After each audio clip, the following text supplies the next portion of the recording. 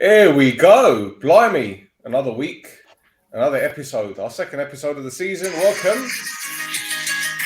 That's you. Blimey. Another week. Double D. Another I mean, episode. Our second episode of the season. no, I've just seen the. I was trying to forward the chat to Facebook, but it doesn't look like it's going to work. This So fucking chat, guy. Forward this. This No, fucking guy. this. I'm promoting this. You've got me put it on the live on Facebook through StreamYard. I'm trying to get some more people to watch it. You know what I mean? Come on, man. I can't send the live through to the live started. You could have at least muted your mic, for fuck's sake. It's always. Oh man. Lord Almighty. Anyway, all for the cause, man. All for the cause. True. Okay, certain sacrifices need to be made. I get it. Fucking hell. Right. So it's FPL War, our second episode of the season. Hopefully, the second of many to come. Blimey, what a week it's been for both of us, man. Bruv, you know the title of this actual episode. Do you know what it is?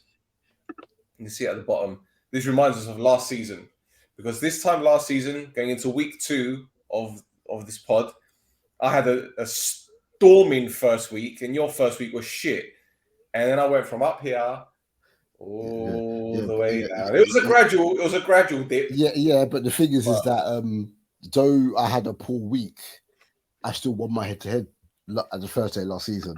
This week I've lost my head-to-head by 4 points, whereas you've won. So yeah, but you're talking about our league, our money league, yeah? Yeah, we've got another Justice League, baby.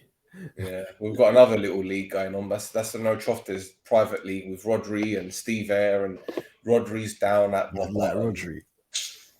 Down at the bottom, mate. Down at the bottom. And, you know, again, it's justice, isn't it? It's justice. 1 minute you're talking, and then Stel just comes here with a baseball bat and just takes you all out. You know, it's the way it goes. But, yeah, man. Anyway.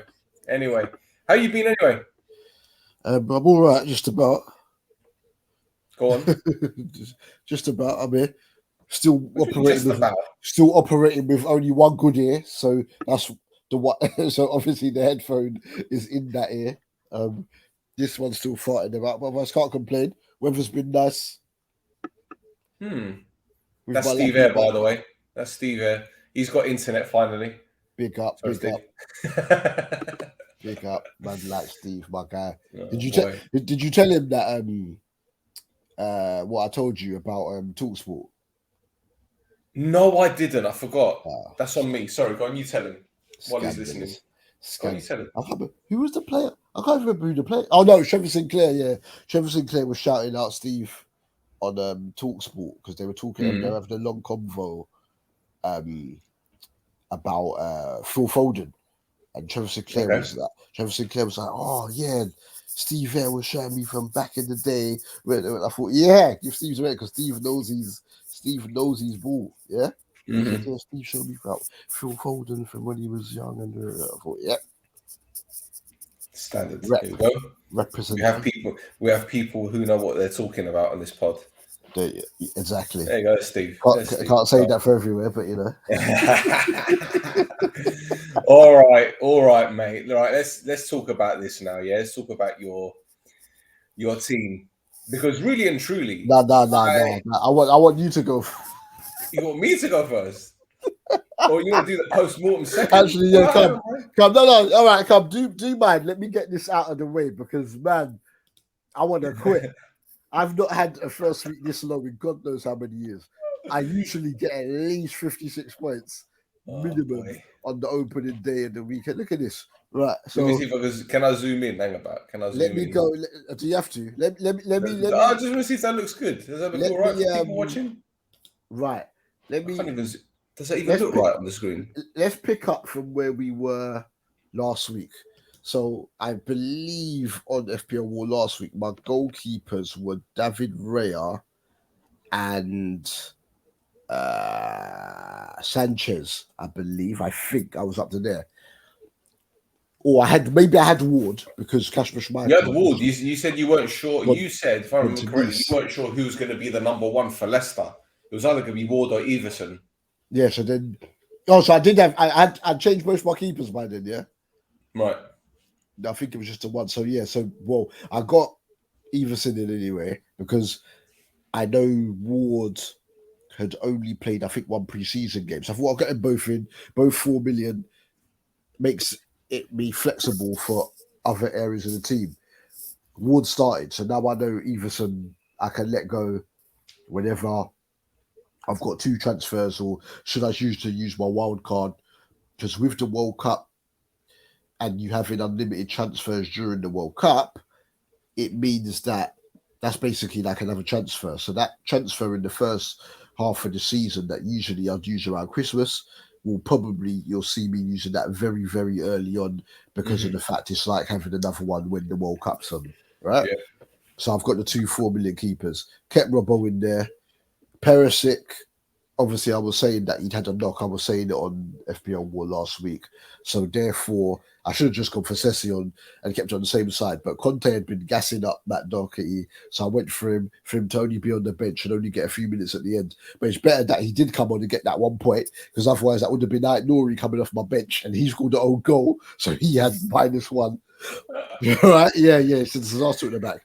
Because I know how bad Leicester are on set pieces, I kept Pontus Janssen in the starting lineup for him to do nothing. But my midfield that I thought was going to bring me all the glory, which is why I only went for 2 men up front. The only man that repped was my captain. Lucky that, or I would have had my lowest FPL score of all time.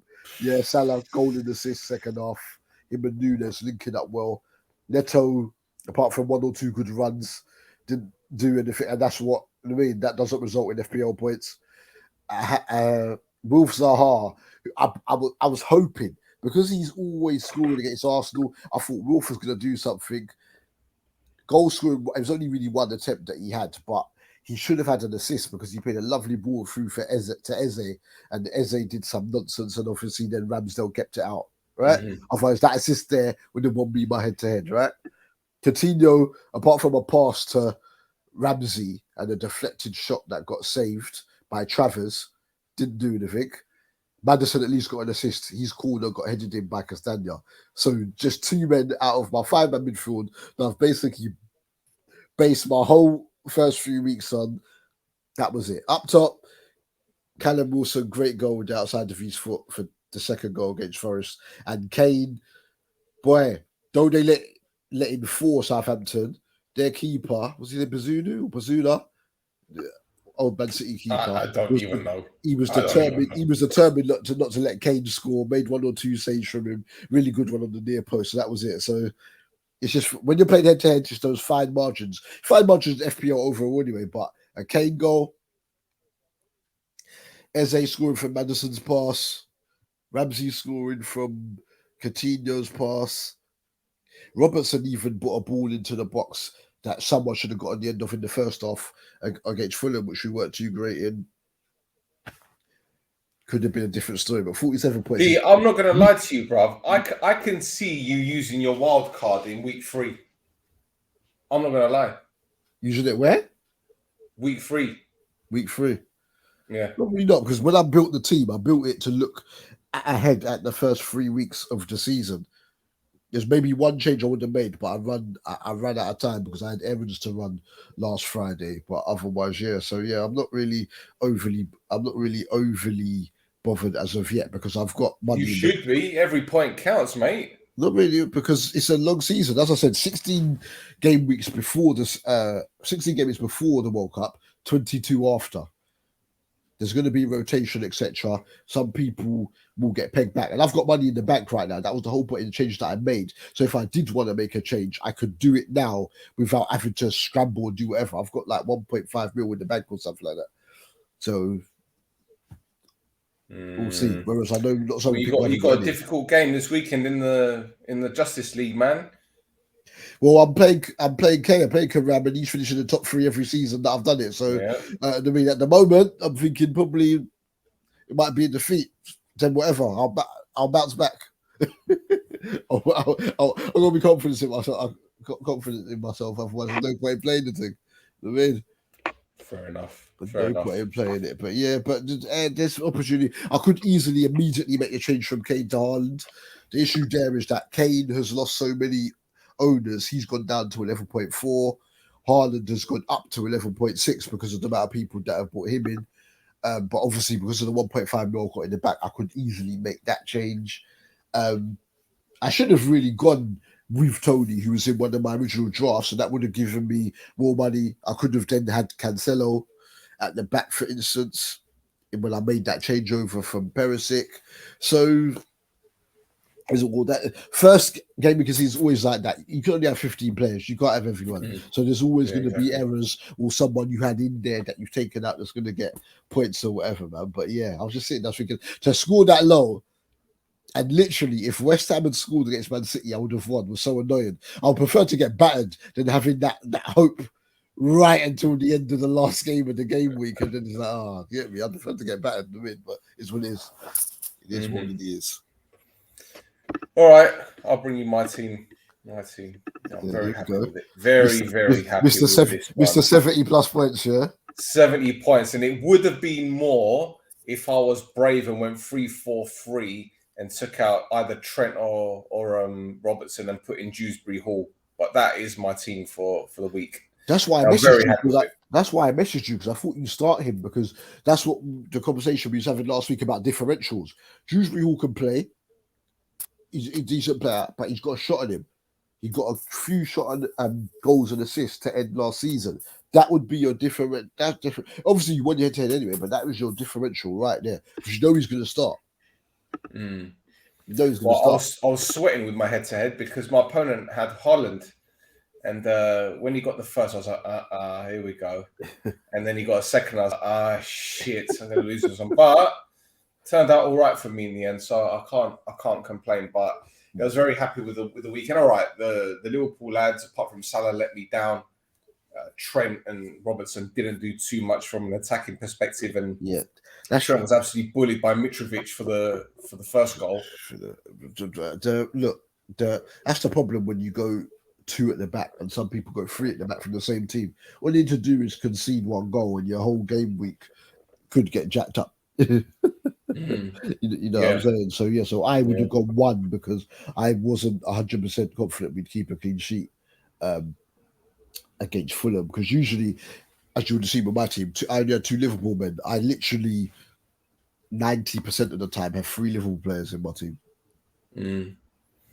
Well, I might switch up at the weekend anyway. I might switch it up. I might take out Robertson or Trent, one of the two, because I know Liverpool got Palace. And Palace are very good on the counter-attack, very pacey. So let's see how that works. Trippier had a good game against Forest. But that's the thing with them two, though. They could both assist against Forest. But they could. But listen, you can't foresee the future. The Forest, so not Forest. Palace, sorry. I'm saying Forest. Because you've just said Forest yourself. Palace, they could both assist against Palace. You know what I'm saying? So we'll see. No, I said Trippier had a good game against Forest. I didn't say I had a good...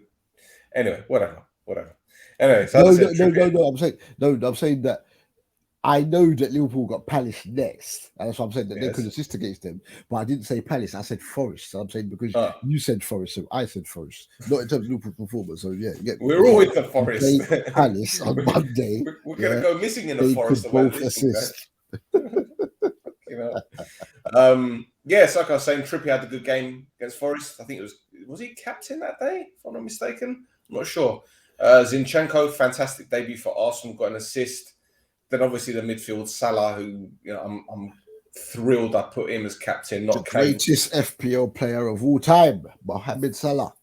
Yeah, he's ridiculous, absolutely ridiculous. Odegaard had a good game. Guimaraes, I think he was outstanding, absolutely outstanding against Forest. So the only thing I will say is that, will he get me enough goals this season? Because assists, he looks like he can create. But in terms of getting goals, I think so. He only came in January last season, and he got what, 5? Yeah, I don't know. I'm asking you. Yeah, I think he will. 6. That's why he's priced 6 million, because when he came in, he was like 5. I think he was like 5.5 million. That's why his price has gone up, because he got, I think, 5 goals and assists last season, and he came in January. But so I think over the season, good to get him early, and he's at the type of price where if you've got money in the bank, you can move him for someone you might get more goals, or now you're getting to see different players could go down I'm thinking about, because of how cheap he is, Patterson at Everton in my defence, because it looks like he's going to be starting head of Seamus Coleman.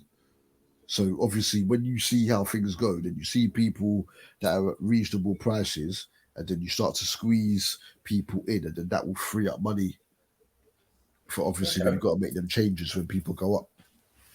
Okay. All right. So I've got Jesus up front, who was a little bit disappointing against Palace. He tried. Is that the I little thought he, engine that could? especially first half, I thought he did well, but those playing well does not translate to F. It's good overall for Arsenal. It does the linking up and some of the runs he went on to that, but Yep. that doesn't translate to FPL points, unfortunately. Yep.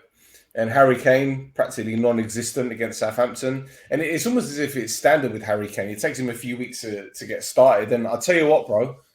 Um, looking at his performance the other day, I saw something with him and Son. There was one moment where Son beat a couple of players, and Kane was standing at 5-6 yards square of him, and he's calling for the ball. And Son's just ignored him. He smashed the ball over the bar, and Kane has given him a bollocking. And when I saw that, I was like, this ain't going to be good for FPL, because Son is going to try and get as many goals as he did last season. Kane is, I could see them two falling out, man. I could see them falling out. Son tasted golden boot. He wants it again. Yep. So that has made a big impact on my decision for this weekend, which I'm going to go to in just a moment. And obviously, Tony, I put in. It was either him or obviously Martial. Martial got injured. Yeah. Tony came in, got me 8 points. So again, absolutely brilliant. My one. He almost got another one. He almost got two, Tony. He headed a decent chance wide. Yeah. Mosquitoes, man, piss off. Got the window open. So my major disappointment was not playing Dewsbury Hall. And this is a message for you, Chris, because I know you're going to be watching this. Ooh. You're the one that said to me, take out the Leicester player because he's not going to get you any points. He would have got me 10 if I put him in the team. So, sometimes putting Dallo at the back ain't really the smartest thing that you're going to do all season, is it, bruv? But anyway, I'm not going to go into that either. So, sorry, I'm losing my voice right now. Jesus, not the best time to lose your voice, but hey. So, yeah, that was my team. Dee, are you going to make any changes? Do you know what you want to do? I'm not sure. I'm not going to give it all away because the person that I'm playing on Saturday might actually listen to this. But once I put the promos up, but I'll see. Contemplating Nunes, but that would mean taking a -4 because unless I sell Callum Wilson, then I wouldn't have to take a -4. But I don't want to sell Callum. Vardy is another one I'm looking at because he's got a very good record against Arsenal.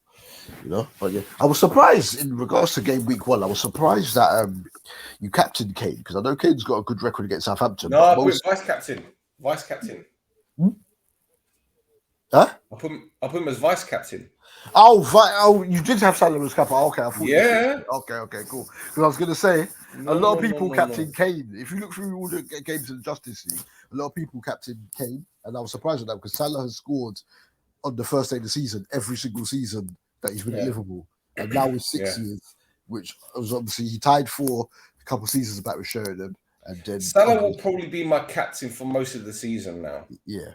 Unless he's rested or injured, obviously, he'll be my captain because his goal scoring record says it all, and he doesn't look like he's dipped in form or anything. Yeah. But the change I've made, and I've done it already, I've swapped Kane for Haaland. That's what I've done. I know loads of people have done it, but the fact is, the lad scored twice on his debut. They've got Bournemouth at the weekend, and I know Bournemouth ain't going to be an easy game, but I'm actually tempted to put him as captain and triple captain him as well. I'm tempted already.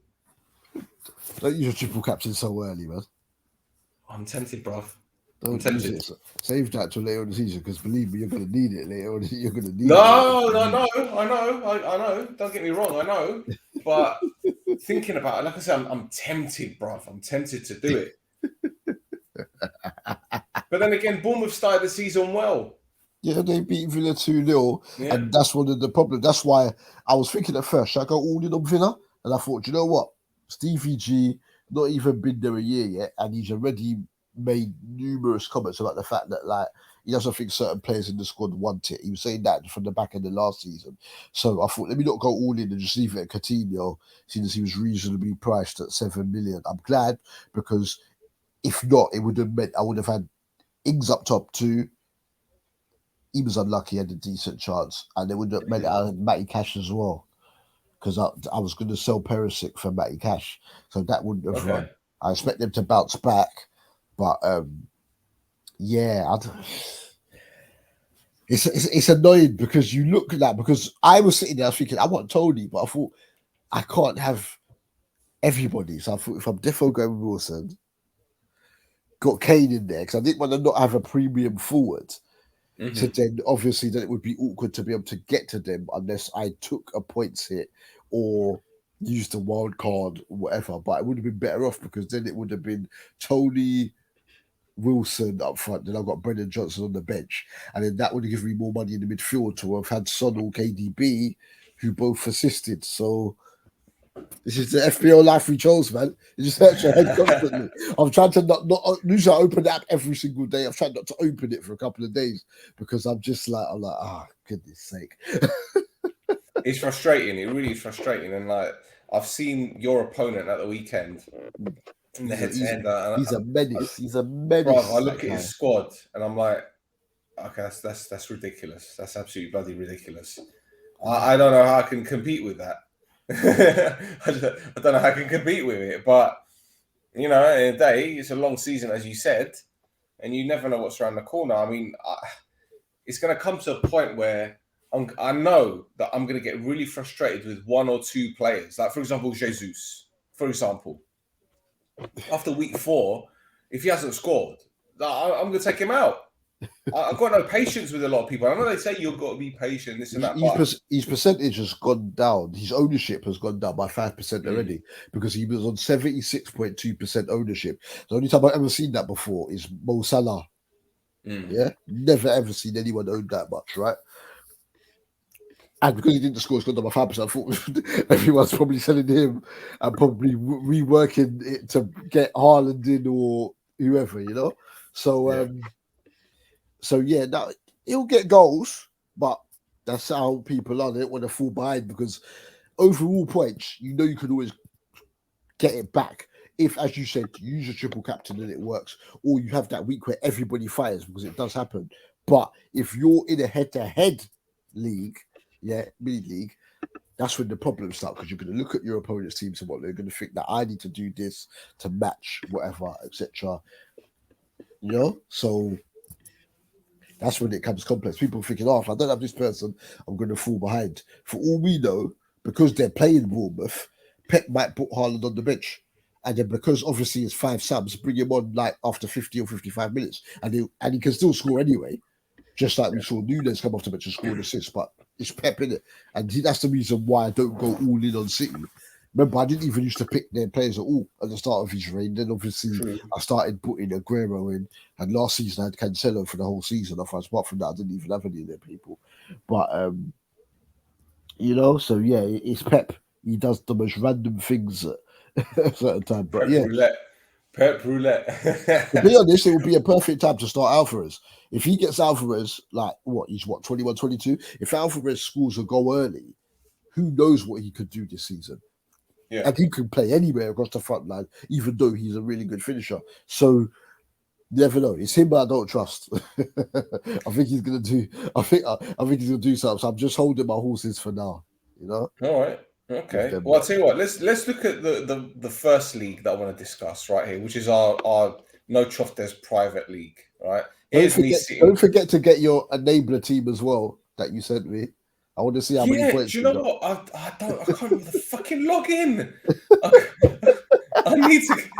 I've had to write all my logins down because obviously, because someone hacked. I don't know if you heard about it. Last season, someone hacked a bag of accounts in the top 100,000 and jacked up their really? team. Right. So this season, you would have seen it when you were setting up your team. They've made everyone make up a new password, and you've got to have varying different characters in, so uppercase, lowercase, number, and like a special character, like an exclamation mark or whatever, just to to make sure that it's very tricky for someone to be able to get hold of. So I've written all my doubts, and the likelihood is that because you made that off the cuff email or whatever, you probably can't even remember what the login is.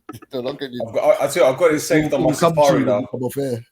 I've got it saved on Safari anyway. Don't worry. Oh, you're right then. Yeah, facial recognition. There you go. So yeah, this is the table. I'm sitting top. That's probably going to be the last time I'm going to be top. Steve Eyre is second from Doncaster Rovers, assistant coach. He's second. We've got Chris, who at the beginning of the season said that he's the FPL king, and I'm still waiting to see that crown of his. I've seen his team. It's bug. Steve McCarthy, Fat Luke Shaw, as he calls himself. You're sitting fifth, but Rodri Giggs is bottom on 35 points. Wow, blimey, that wooden spoon. I'm gonna shine it up real nice for him. But we've got 3 new entries coming.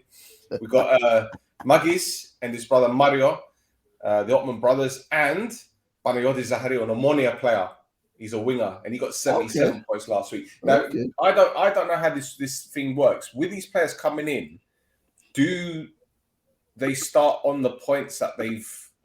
You'll go in with the thingy. That would only be a issue if it was if they were coming in the head-to-head league. But because this is normal point scoring, it will just come in, transfer the amount of points that they've got from the start. As long as when you set up the league, you've got the setup on calculating scoring from the game week 1, it will come in with their normal score. So only if you've tampered with that, then it would be an issue. Right. Okay. Cool. Yeah. All right. Shall we look at the fixtures then? Just maybe we can look at some standout players that you might want to bring in or not, or something like that. Yeah. Okay. Right. See, again going back to the beginning of the season. Remember, in fact, the first pod, and we spoke about Mitrovic. Yeah. And I was saying he's going to get goals this season. Yeah, definitely. He got 2 on the opening day. My friend Lee reckons that he'll get 20 this season, which might be a bit of a stretch. But they've got Wolves this weekend, and with Connor Cody leaving, Wolves look a bit brittle at the back, man. I don't know the thought process behind it. What do you think that's done with Connor Cody's ownership? Because last season I had him in my team. Lampard's going to play 3 at the back a lot, isn't he? So, Cody's a good player to have because especially Wolves, but now Everton, I don't think he'll get left out. I think he's brought him in. He looked at the central defence, realised it wasn't good enough. He's got Tarkowski in already. He almost scored on the weekend. Cody in there. He's always a decent FPL guy because he can get you 3 or 4 goals, and he's a nuisance on set pieces. And because he's good at passing, Cody as well, if his sides were to keep a clean sheet, though I've not got that much confidence in Everton, considering you get who their goalkeeper is, he can be a bonus points magnet because of he's going to win headers, he's going to make a lot of passes and whatnot, and he pings some really good diagonal balls from defence. So yeah, Cody could be a very, very useful player to have there. Get there? Where the fixtures gone, man? I was going to look at some of the stats. He's got top transfers in this game week, which again is quite. It speaks volumes, I think, anyway, with the way that the season's already started in terms of the players that people thought were going to do well and haven't done well, really. And as you can see, Mitrovic is in, Kulusevski is in. That's another one. I want to Kulusevski only because he did so well. His price shot up to 8 million. That was the only reason why. I think when he came in, I think he was 6.5 when he come in. He was 6.5 or 7 million when he came in January. So 8 million, I thought that's a bit steep. Same reason I've not gone for Jared Bowen because he's 8.5 million. But Kulusevski goal and assist with Richarlison out, he's going to start quality. Them 3 together, it's chaos, man. Do you think Martinelli is a bit? No, I wouldn't say gamble per se, but last season he was quite inconsistent in terms of his goals to game ratio. Yeah. I know that he's obviously playing a more attack-minded system, Arteta, this season. You could tell by the players that he's brought in, and especially the style of play against Palace. But Yeah. do you think a lot of people brought in Martinelli in for like a knee-jerk reaction because he scored the other day? I don't think knee jerk. I think it's because of the fact he's reasonably priced at 6 Yeah. million. That's a lovely price, 6 million. So obviously you could. So I wouldn't be surprised if a couple of people sold Luis Diaz, for instance, because he's 8 million, and then got Martinelli in, which will allow them to make that change that they want to get Haaland Right. to get Fair enough. Haaland up top. You know, you're playing chess out here. So yeah, but no, because Martinelli's going to play. He's going to play on the left. He can get goals. He scored the header, which you're not going to expect him to score too many, but he's probably the closest thing to a natural finisher that they have. Arsenal, you're going to go him or Jesus in terms of their best finisher. Even though, don't get twisted, Martinelli missed a sitter on against Palace, man. That I don't know how he put that wide. But so it's a good option that he's going to play, and it's one of them ones where if you want to play, go all in at the back, or you want to play all your three strikers because he's a midfielder, your certain game weeks you won't mind leaving him on the bench. Mm-hmm. Well, there's a name down here, Fabian Schär, who scored at the weekend, and I'm pretty sure that last week we said he'll be value for money because he gets goals, and lo and behold, he scored a blinder. We said it, man. We said it, and that came up when I was talking about Janssen because they're the same price. So it's only because Brentford had Leicester first. Otherwise, you would have probably seen Schär in my team. When I did sell Perisic, I strongly considered Trippier, and I should have just gone with it to get those clean sheet points. But it's as I said, so many things are running through your head because the first game of the season is an anomaly. It's an anomaly, and you might go all in, and then someone like for instance, I saw Leon Bailey 5 million, and I'd read and from reports and heard that he'd done well in pre-season. I thought, I don't know, and then he started. So at 5 million, he could be a snip if Gerrard consistently picks him. So Schär, the defenders that can get goals, man. And so 4.5 million for him is a very good price. Yeah. Well, these are the players that have been removed. Harry Kane doesn't surprise me. I've done it. Jesus, as you mentioned, Perisic again. Possibly people thinking that he's going to be a bench player. Son, that's a shock for me to see Son as one of the players that's been. It's because he's 12 million, isn't it? He's so expensive, still, man. He's so expensive. Because think about it, as I was saying, if you've got Salah and Son in your team, that's a quarter of your budget. So if people, as I'm saying, everyone is going to go all out for Haaland. So therefore, if you've used up your 100 million or even 99.5, you need to sell big people you need to sell a premium to get a premium in. True. So true. That's why. What about Trent? Are you surprised Trent is one of the big numbers? A tiny bit, because obviously of the assisting, because you know that you can get an assist at any time. But again, premium defender, most expensive defender in the game, so he's probably being sold to allocate, more money there. But we're playing Palace next, as you said. Palace open style, good on the counter because we're going to press them, and then we've got Man United, haven't we? So probably people are thinking, I'll take Trent out for a few weeks, and then if need be, if I've got to use a wild card or whatever, then you put him, then maybe put him back in. So we'll see how it goes. But yeah, it's more price. Well, look at it, you're thinking, why would you do that? But when you think of the price of how much these players are costing, you can kind of understand why people would be willing to let them go. There are two Villa players in there, Cash and Coutinho. Now, the Cash one I can kind of understand, obviously, because Villa lost at the weekend, conceded twice. Yeah. A lot of people probably believe that Gerrard's under pressure already. Okay, fine. The Coutinho one doesn't surprise me at all. I said it last week, hit, miss, or maybe. This is a player that, for 7 million, for me, it's a gamble. It's a big gamble. But you got him. Are you going to keep the faith? I've got him. Yeah, that's what I'm saying. I'm keeping most of my team. I'm going to keep faith for a couple of weeks because I looked at the first 4 or 5 games when I brought the team together in the first place. If I don't I'm give it up, surprised. I'm huh? surprised you're not making any change. I'm surprised you're not making any changes. I Yeah, really am. but Coutinho can get points in bunches. They play Everton in the early kickoff.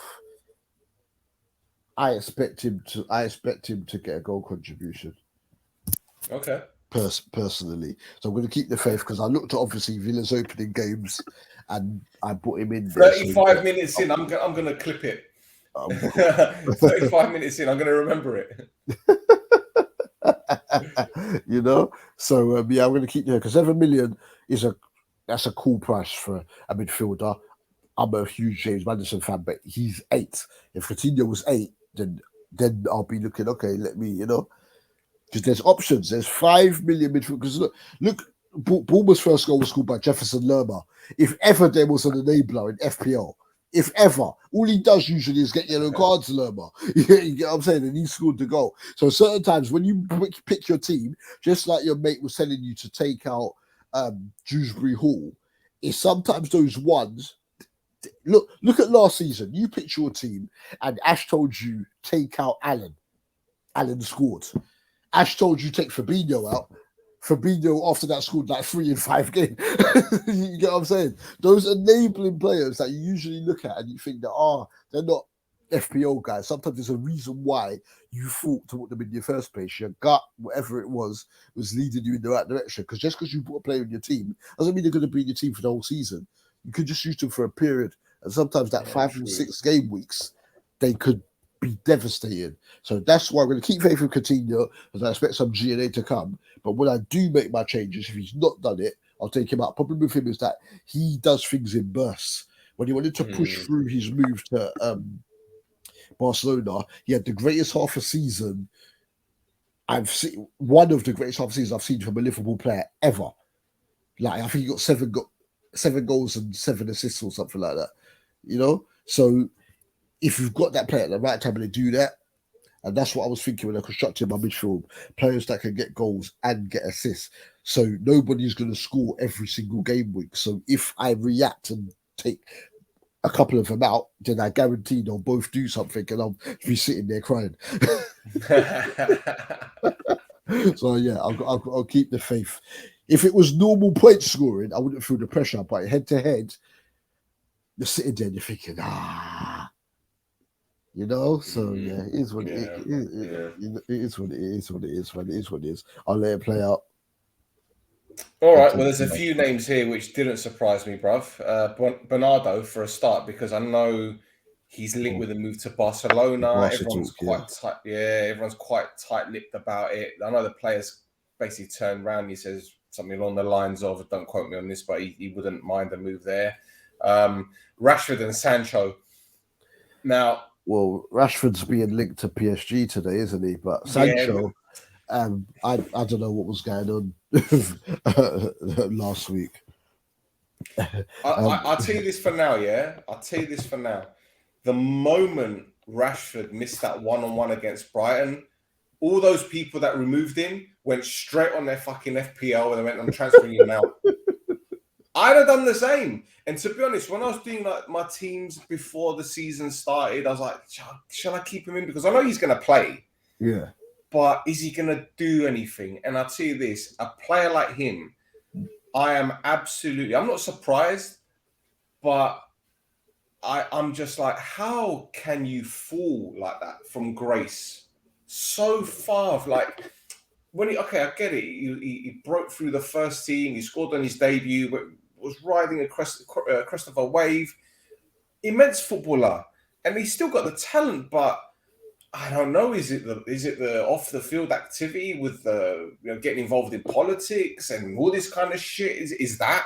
Yeah. Is that playing on his mind? Is it the Euros? Is that still part of it? I don't know. And to be honest, Giza, I think it's time for him to leave United. I really do. For him to progress. At United, he's gonna get it worse. He needs to go somewhere where the pressure is toned down a little bit, and perhaps at Paris Saint-Germain, that'll be it. Look, some of his finishing sometimes I'm sitting there in disbelief, but then sometimes he Yeah. scores some brilliant goals. But what what what does he want to be? This is the thing. When Mourinho spoke quite candidly when he was covering a game. I'm sure it might have even been Chelsea and Man U a couple of seasons ago. And he said, I had to buy Lukaku because he said Rashford doesn't know whether he wants to be a wide forward or a striker. So he, Or was it the Sevilla game that he said it? Was it the no, Sevilla game it when was he a was saying, Sky. It was a Sky Sports game. yeah, It was a Super Sunday game. Um, okay. and he was saying that basically it was a Super Sunday game. He was in the studio with them, and he was saying that but when I was at United, I had to get Lukaku because Rashford doesn't know like what like in terms of what he wants to do. Because I know he played wide a lot. Apparently, well, not apparently, but I was told by United fans that he played as an inside forward He did. more He when did. he was a The young when he was a most of his youngster. United career, he's Yeah. been playing on the left. Most of his Um, United career, he's been on no, the yeah, left. no. I mean, as a youth, I mean, when he was in the youth teams, and then obviously when he came in, he scored in his debut against Arsenal, didn't he? Van Mm. Gaal was using him more Well, he centrally. scored against Midtjylland in Europe first.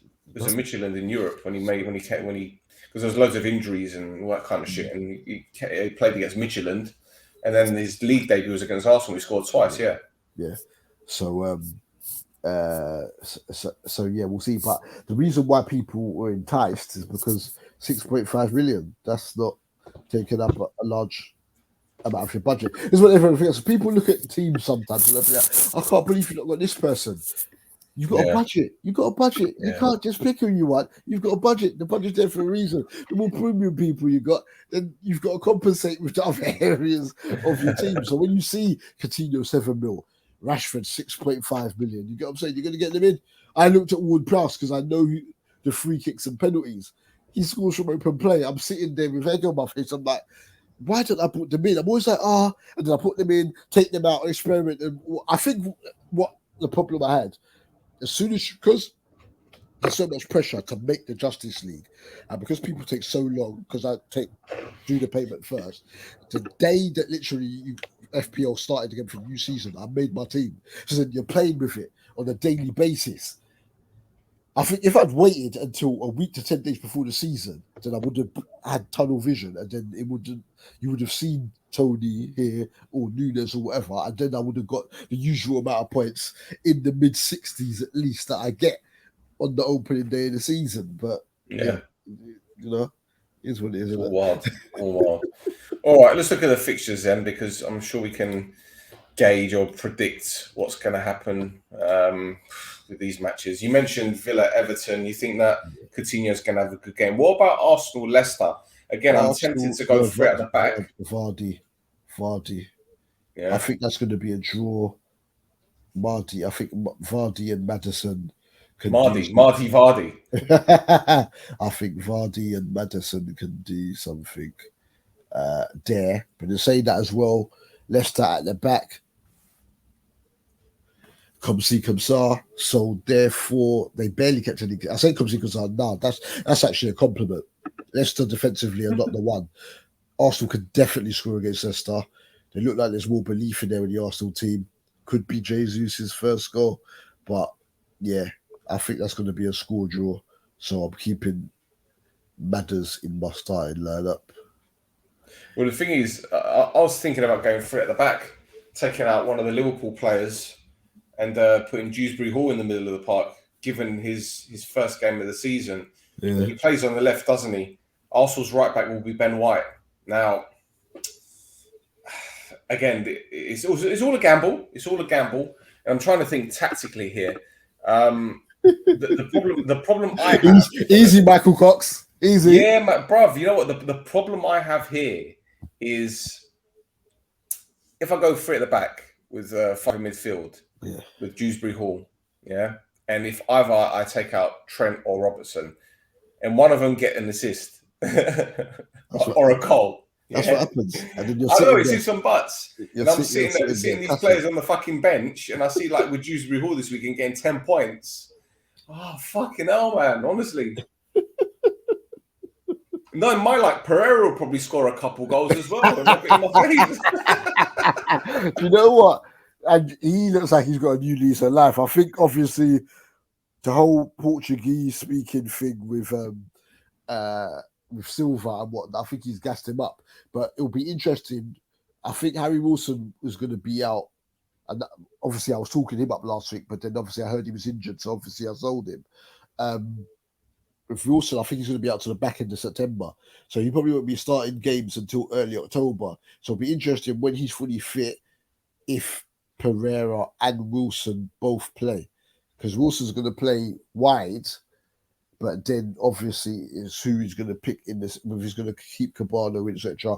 Then what happens with Andreas Pereira? But at 4.5 million, with the faith it looks like Silva's going to show in him, he could be a snippet. That could be the enabler you need in your midfield. Obviously, you've got him already.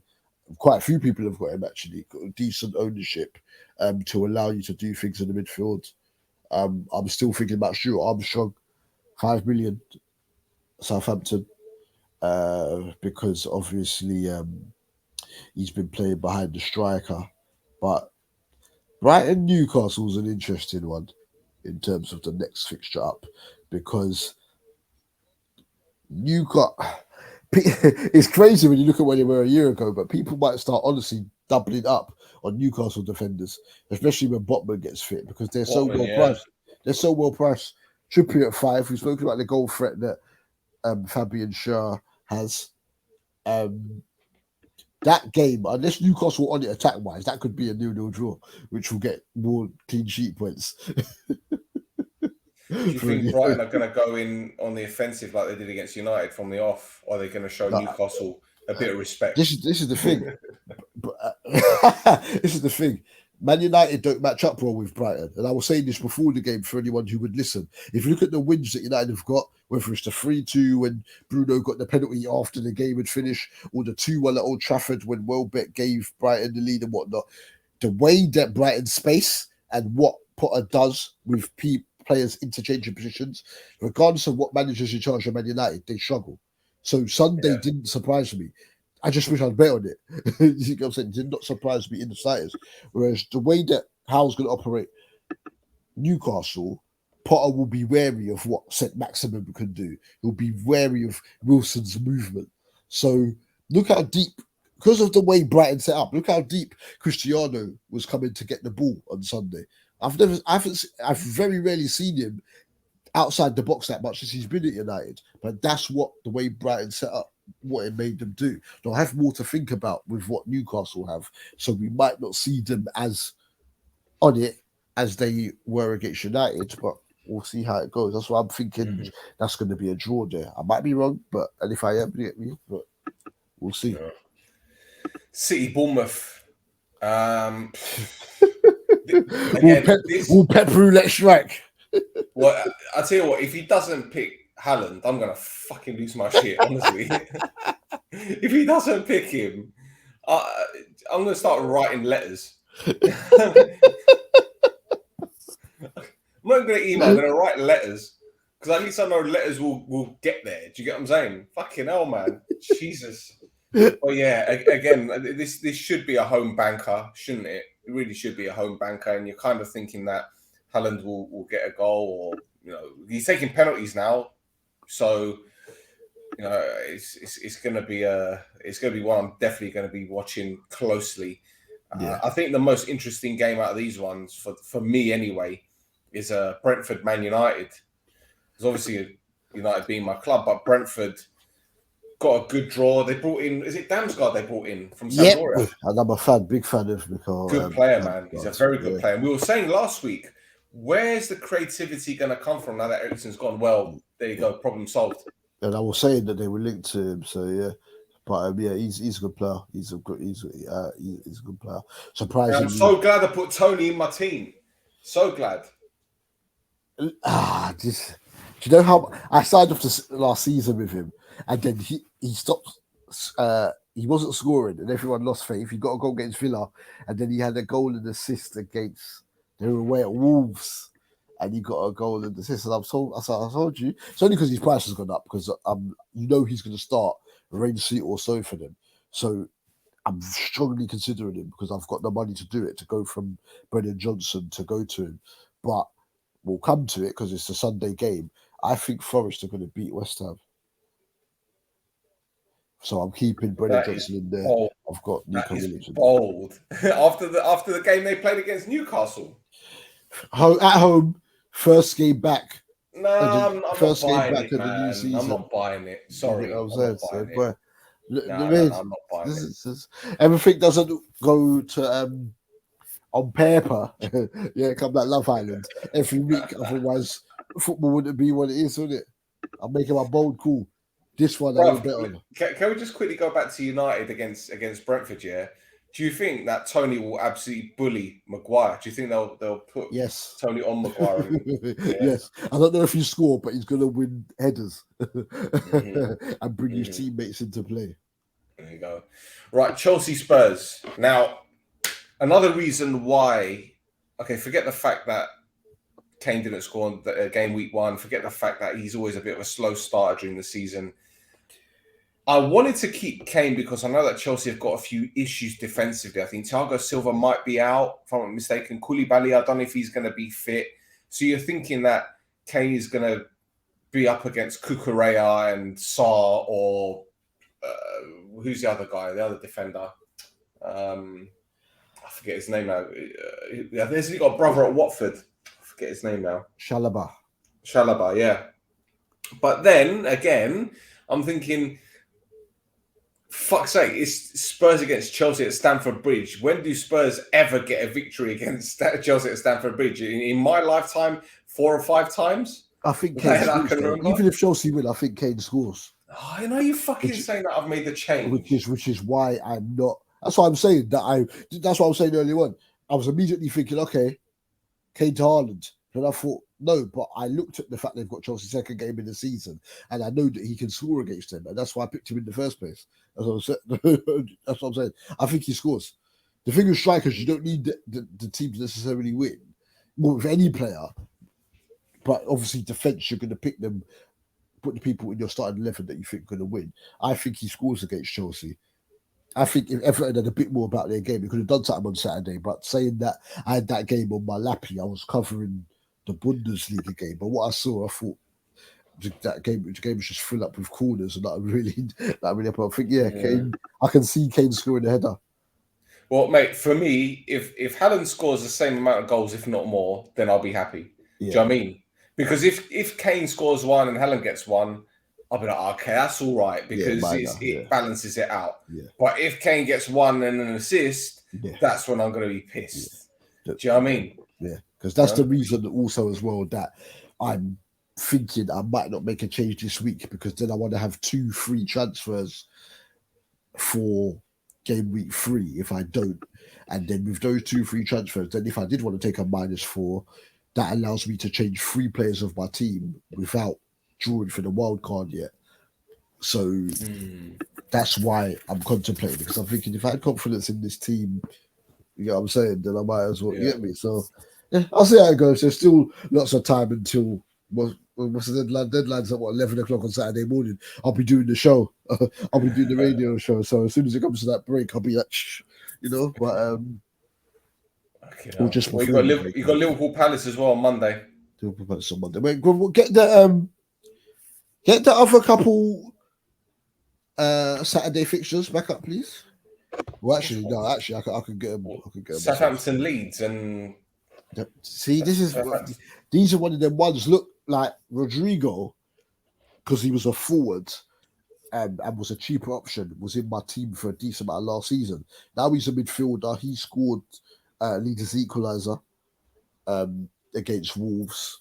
I think he's only 6 mil. That could be a Martinelli alternative if you don't want to get Martinelli.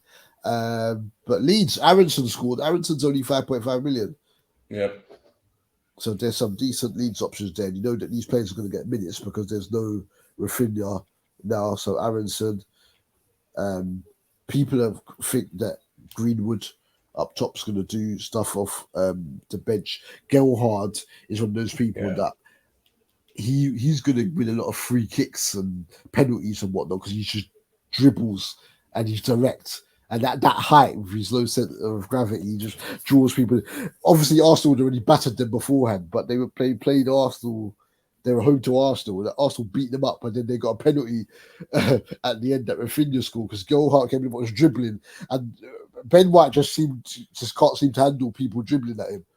Yeah. Zaha went past him about 82 times last Friday, but none of these damn Palace players could get. And he had a booking. He was on the booking, so why Arteta never hooked him early? I don't understand. But yeah. So yeah, And again, this is why I'm so tempted to. I'm tempted to either go 3 at the back, yeah, and take out possibly Robertson for Dewsbury Hall, or Jesus for Dewsbury Hall. Keep the 4 at the back there. See, again, that's my main conundrum. Because 2 Liverpool players, probably best to leave one of them on the bench because then if they concede against Palace, then you're gonna be angry.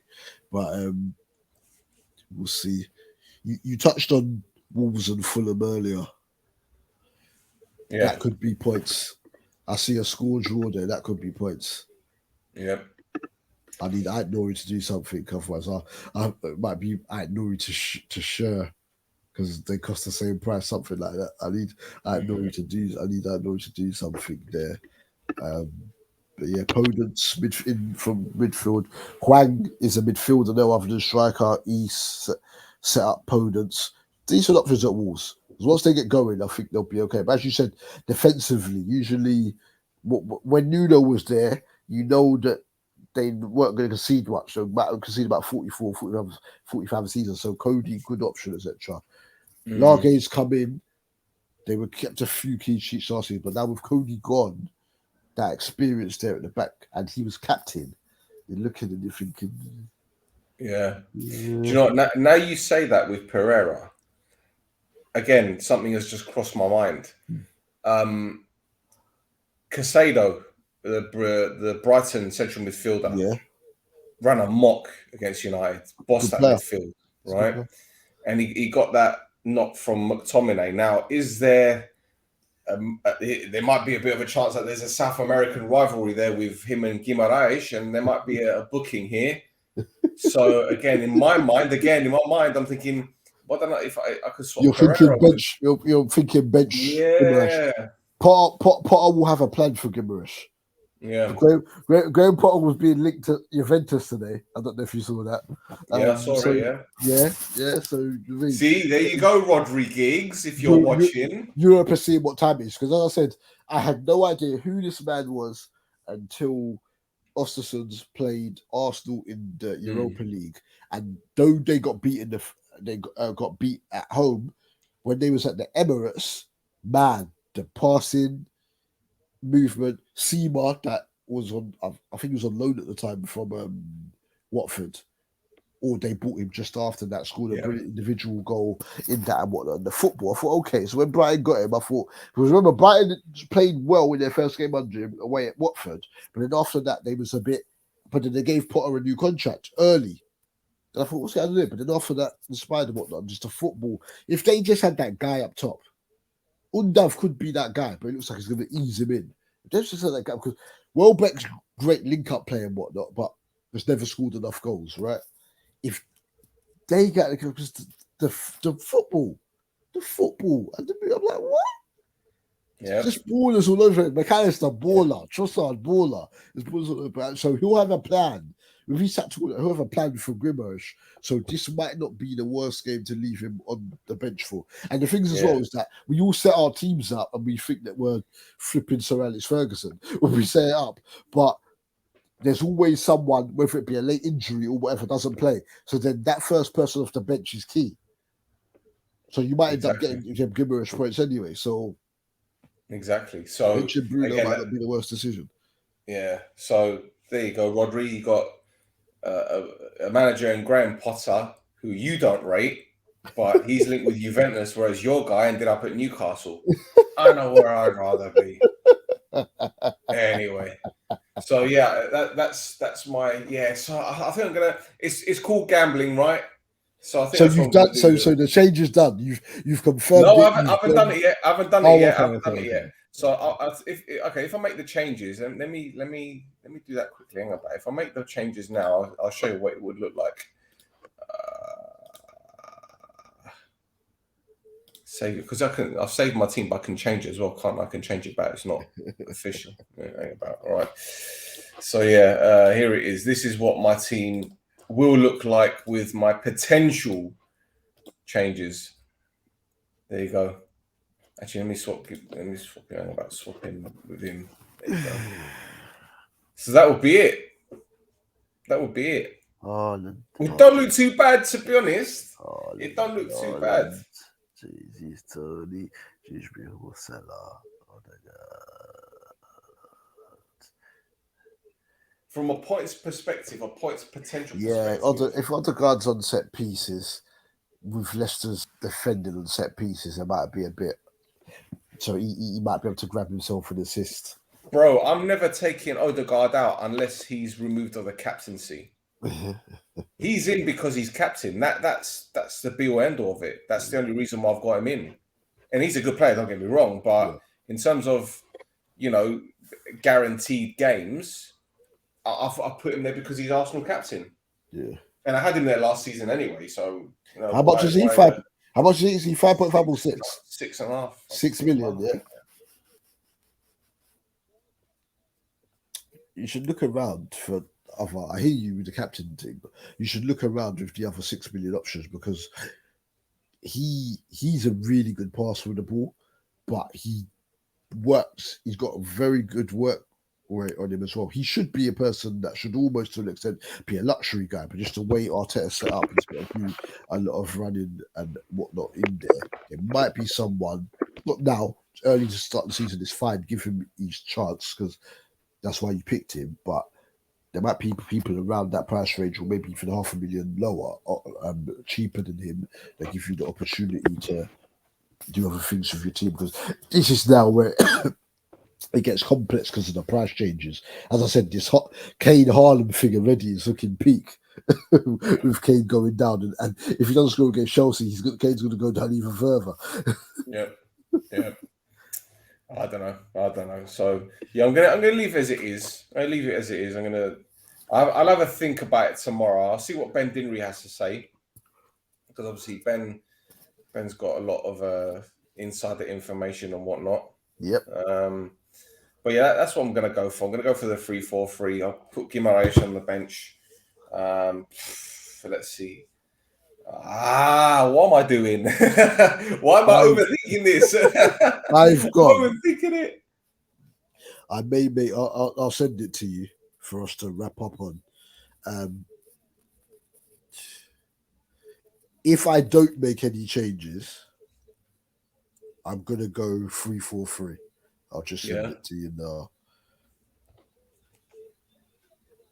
And yeah, I'm going to go 3-4-3. Obviously, I don't play people against Liverpool, so that would mean Wolf will be the midfielder that does not make the starting lineup. But it would look something like that because you're too sentimental. Huh? You're too sentimental. You're too sentimental. What? Imagine winning. It's the last game of the game week. Imagine winning my head-to-head because Wolf Zaha scored against my team. Can you imagine? That's poetry, mate. That's poetry. Damn, my team drew again, but Wolf Zaha scored. Yay! Come on, man. It's a bit late on the morning. Right, so this is your team, yeah?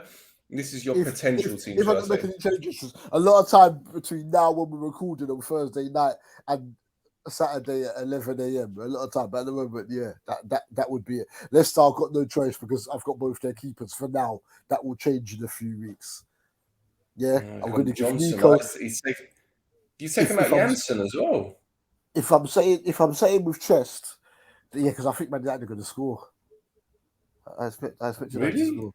Yeah. When you don't think Fulham will score. Not saying they're going to beat Brentford, but I expect United to score. So Janssen on the bench. Just because you don't think Fulham will score? They could do, but I think that Nori has the ability to get an assist against them, especially if he gets to take one or two set pieces or what as well. Because they let Marcal go, so that left back spot or left wing back, whatever, should be locked, right? Neto at his price of 5.5 million, I'm willing to have patience with him that I wouldn't have any other players because it's a nice price. Obviously, Salah's going to be capo. He's got a good record against Crystal Palace. Coutinho, make it work. Coutinho probably going to be my vice captain. Actually, I might take that off. Kane. Please make it work. Even though I said I reckon Kane will score. Madders, I expect. Look, James Madders can score against anyone. Wilson, I expect to be. If Brighton were to concede, I expect Wilson to be involved in that. But because obviously I'm back in Forest, I said I think Kane will score. Obviously, I'm back in Forest to do something at home against West Ham. I've got to leave Brennan Johnson in there. I was going on about his GNA in the Championship last week. I've got to give him an opportunity to do his thing in Prem. Now, if this doesn't work, because remember, because I'm playing Carab, I'm not even thinking I'm going to get a win there because I know he's going to defo go Kane to Haaland, yeah? We spoke about this before the fixtures were even made in the Justice League because he said he's going to go with Kane. But no, actually, sorry, he's got them both anyway. Actually, he's got Kane and Haaland both anyway. He had them, from the start. He made a late change because he's only going to go with one. But yeah, he's got both of them in there. I'm not sure how he's done that with that budget in there. How he's done that, but so yeah, I'll Kane his thing. So. It's looking, though nothing's happened yet, it's going to be a tough game week for me. I just need to make sure I pass 53 points. So I've got 100 after 2 weeks. So I've got something to build on. If I'm under 50 again, you will not see me on FPL War again, yeah? I'm just telling the audience now. You won't see me on FPL War again. If Kane gets more points than Haaland, then I'm just going to... I'm gonna be eating my words for a week. Fucking hell. To be honest, yeah, I don't give a shit. Like, as long as Chris doesn't get more points than me, Chris, if you're watching, yeah, my main ambition this season is to finish above you. Last season was Rodri. I've dealt with him. Yeah, you're next on the list. Yeah, well, no, because I was getting fighting talk from Rod in December. Yeah, sending me wooden spoon emojis and that kind of shit. And Chris, before the season even started, I'm the FPL king, the king of dog shite. That's what he is. So I'm just that's my aim this season. I'm glad he's motivating me because, to be honest, this Justice League one, all right, it's a money one, but for me it's a bit of fun. You can say, but this is serious with Chris. And I got Zahario as well, telling me that he's. You should have bought a wager. You should have bought a wager on it. He told me €100. I'm like, €100 for this? Are you mad? Some of my Asian friends, if I told you how much money they're playing for in their leagues, but they don't do head to head, because I always think head to head's more fair because points leagues, people lose interest early. If you have a very low scoring week and then someone gets like 90, then you're already thinking, I can't catch them and leave it, even though there's so many game weeks left, right? If I told you how much money that some of them are playing for, you'll feel, oh my days. Some of them are playing for some people's yearly wage. Nah. Yeah, that's man. That's bonkers. Yeah, man. That's bonkers. They're all putting like a monkey down into the pot and that. To the pot and that. Like, so all together, like, we're talking like. I'll tell you what. Before we wrap it up, I'm gonna perv on the other teams in the league, man.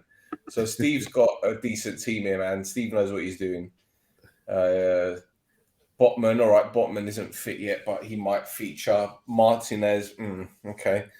Sterling was unlucky not to get on the score sheet. In all fairness, Havertz will definitely start. Rashford, I think he's gonna take him out. I think Sterling won the penalty, though, isn't it? He won the penalty. Yeah. That's right. So I think he's going to take out Rashford. Here's Chris, Mr. King, 52 points, yeah? See, the back line, apart from Dalot, is cool. Yeah. But again, he's gone with Bailey because he's the cheaper option.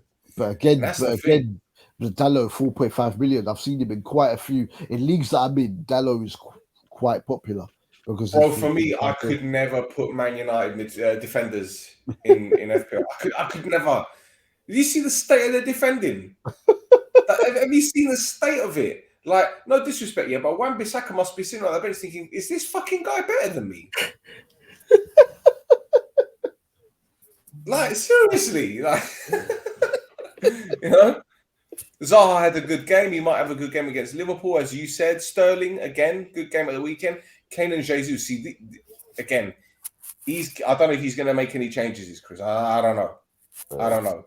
And this is the other thing. If he puts in Haaland, then again, I'll be all right. Because I can't see Dalot getting more points than the three of my defenders. Do you get what I'm saying? Then obviously he's got Cancelo, and Sterling will be a problem. But you know he's got Salah as well. So I ain't too bothered about that really.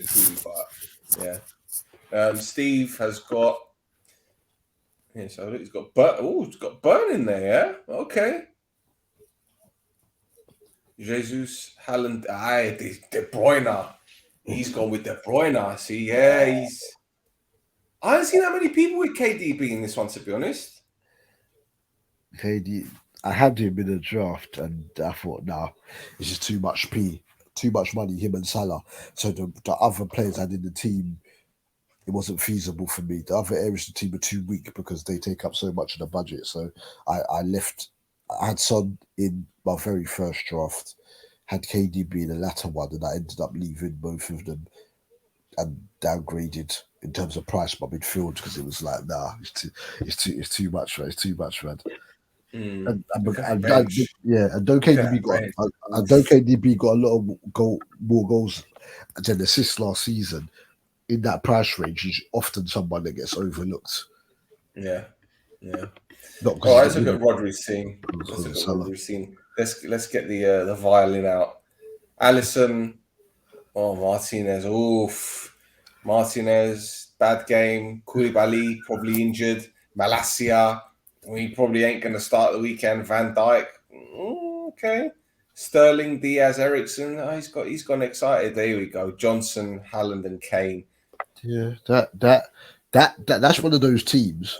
That bench. If you were in a head to head with him, you'll probably play him the week that all those players fire. yeah. No, my life. He'll have one gargantuan week. Yeah, but bro, to be honest, this season, I've tried to be smart with my bench. Yeah, because last year it was like getting the big hitters and don't worry about the bench, and that's what killed me. Yeah. But this season, as you can see, like Pereira's on my bench, Dewsbury Hall, I forget the other one who I've got there. But you know, I'm trying to be smart with it. But Jacob Ramsey, Rice, like these guys are going to lose you points more than anything. Jacob Ramsey did very well for me last season, but then I had one or two games where I benched him and he did something, and then when I consistently started him, then he was flopping, so then I sold him. So overall, from the good start having him and then simmering out, he ended up just being an all right option over the course of the time I had him. But because of the goals he got, his price has gone up. So again, it makes it more awkward. Like he's still an enabler to an extent in terms of price, but it's more awkward to continue, so we'll see. It's gonna be interesting because then price change is gonna be savage, and obviously you don't want to wish injury on anyone, but people are gonna get injured, and then it's gonna be interesting. Because as I said, remember we did this early last season and we had D on one of the ones.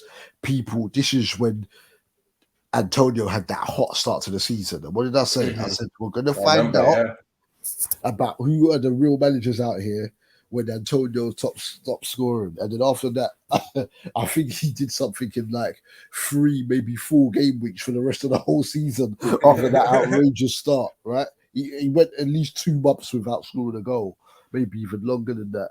And so we'll see. So this season, I'll know in a couple of weeks who that person is that I'm going to pick out, and we'll see who it is. It could even be Jesus already, because I see lots of good performances, open up space for others, but are Arsenal going to continuously give him the ball in the areas where he can hurt people because he's a good finisher? Odegaard can do that. Saka can get to the byline and cut it back. Though Arsenal fans want him to do that more. Martinelli more runs with pace in terms of getting to the byline, not always in terms of the fact he's going to put in great crosses or whatever.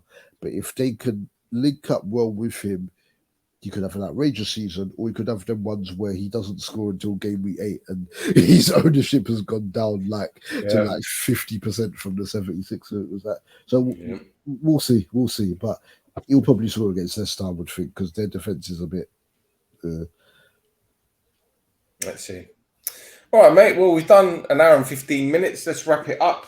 Yep. Plug your socials and all that kind of stuff. Yep.